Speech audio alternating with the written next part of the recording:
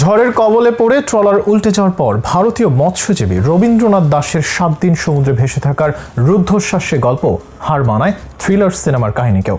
তবে সেই গল্পকেও ছাপিয়ে গিয়েছে বাংলাদেশি নাবিক কর্তৃক ঝুঁকি নিয়ে সেই জেলেকে উদ্ধারের ঘটনা। মানবতার এক বিরল উদাহরণ হয়ে আছে যে গল্প। দুই বাংলার তোলপাড় ফেলে দেওয়া 5 বছর আগেকার সেই কাহিনী সম্প্রতি আবারও ভাইরাল হচ্ছে।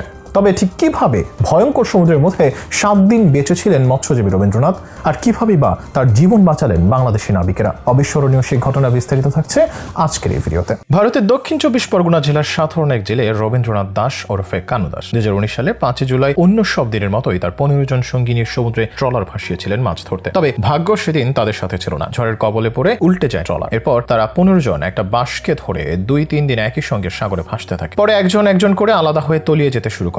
সর্বশেষ কানু দাস ও তার ভাতিজা স্বপন দাস ওই বাঁশ ধরে সাগরে ভাসছিল। ভাতিজাকে বাঁচাতে কানু তার গায়ে থাকা লাইফ জ্যাকেট তুলে দিয়েও তাকে রক্ষা করতে পারে। এমভি জাওয়াদ কানু দাসকে উদ্ধার করার ঘন্টা 3 আগে বড় একটি ঢেউ এসে ভেসে যায়। ভয়ঙ্কর সেই সময়ের কথা বর্ণনা করতে গিয়ে কানু দাস বলেন, কোনো ধরনের খাবার গ্রহণ ছাড়াই সাগরে বেঁচেছিলাম। জলও খেতে পারতাম না। অপেক্ষায় থাকতাম কখন বৃষ্টি হবে। বৃষ্টি হলে হাঁ করে থাকতাম বৃষ্টির জল পান করার জন্য। সাগরে মাছের অনেক কামড় সহ্য করেছি, কিন্তু আশা ছাড়িনি। বিশ্বাস ছিল বেঁচে যাব। 1 ঘন্টা 2 ঘন্টা করতে করতে একদিন থেকে 2 দিন হয়ে যায় রবীন্দ্রনাথ ভাসতে থাকেন। রবীন্দ্রনাথের শরীর দুর্বল হয়ে যায়, কিন্তু বাঁচার কোনো অবলম্বন খুঁজে পায় না। তবুও রবীন্দ্রনাথ হার মানেনি। ভাসতে ভাসতে 7 দিন পার হয়ে যায়। 7 দিন পর প্রায় 600 কিলোমিটার ভাসতে ভাসতে বাংলাদেশের কুতুবদিয়ায় এসে পৌঁছে। তখন বাংলাদেশের জাহাজ এমভি জাওয়াদের ক্যাপ্টেন অনেক দূর থেকে তাকে ভাসমান অবস্থায় দেখতে পায়। দেখতে পেয়ে তড়িঘড়ি করে তার দিকে লাইফ জ্যাকেট ছুড়ে মারে, কিন্তু সে ধরতে পারে না, তলিয়ে যায়। কিন্তু জাহাজের ক্যাপ্টেন জাতপাত ধর্মীয় ভেদাভেদ সীমানার কাঁটা তার তোয়াক্কা না করে কানু দাসকে বাঁচাতে ছুটতে থাকেন। বেশ কিছুক্ষণ পর কিছুটা দূরে আবার তাকে দেখা যায়। ক্যাপ্টেন তাৎক্ষণিক জাহাজ সেদিকে ঘুরিয়ে আবার একটি লাইফ জ্যাকেট ছুড়ে দেন। এক পর্যায়ে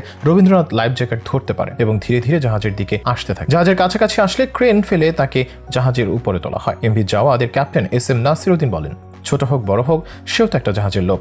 জীবিত একজন মানুষ উত্তাল সমুদ্রে আমাদের চোখের সামনে ভেসে যাচ্ছে, আর আমরা তাকে উদ্ধার করতে চেষ্টা করব না, সেটা হতে পারে না। শুধুই মানবিক বোধ থেকেই আমরা ভারতীয় জেলে রবীন্দ্রনাথকে উদ্ধার করার সিদ্ধান্ত নিই এবং উত্তাল সমুদ্রে ঝুঁকি নিয়ে তাকে উদ্ধার করি। যদি আমরা তাকে উদ্ধার না করতে পারতাম, তাহলে এই আফসোস সারা জীবন থেকে যেত। এর কারণে আমরা শান্তিও পেতাম না। সবসময় এটাই মনে হতো, একজন মানুষ আমাদের চোখের সামনে মারা যেতে লাগলো, আর আমরা তাকে বাঁচাতে পারলাম না। যেখান থেকে আসুক না কেন, সবকিছুর ওপর সে একজন মানুষ হয়ে আরেকজন মানুষের বিপদে এগিয়ে আসবো না, তা হতে পারে না। আর আমাদের মেরিনার্সেও কিছু নিয়ম নীতি আছে, যেমন কেউ যদি বিপদে পড়ে, সেক্ষেত্রে আমার জাহাজ যেন বিপদে না পড়ে, এমন ভাবে থেকে আমাকে তাকে উদ্ধার করতে হবে এবং করা উচিত। এটি নাবিকদের নৈতিক দায়িত্ব। তবে এসব নিয়ম নীতির মধ্যে অনেক ফাঁকফোকর আছে। আমি তাকে দেখে না দেখে থাকতে পারতাম, এটির তো কোনো প্রমাণ ছিল না। তবে সবার উপর মানবতা। একজন মানুষ হয়ে আরেক মানুষকে বাঁচাতে চাইবো, এটাই স্বাভাবিক। জাহাজের চিফ অফিসার প্রিয়তোষ চৌধুরী বলেন, সাগরে ভেসে থাকায় তার শরীরের তাপমাত্রা 90 ডিগ্রির নিচে নেমে যায়। তখন আমরা তার শরীরের তাপমাত্রা বাড়ানোর জন্য কম্বল দিয়ে তাকে মুড়িয়ে দিই। এরপর তার শরীরে গরম পানির ছিটা দিই। সরিষার তেল গরম করে মালিশ করি। ডাক্তারের পরামর্শে জাহাজে থাকা বিভিন্ন ঔষধ ইনজেকশন পুশ করার পর দেখলাম সে দ্রুত রিকভারি করতে লাগলো। তারপর সে আমাদের সব বলল, কোথা থেকে এসেছে, কিভাবে ঝড়ের কবলে পড়েছে।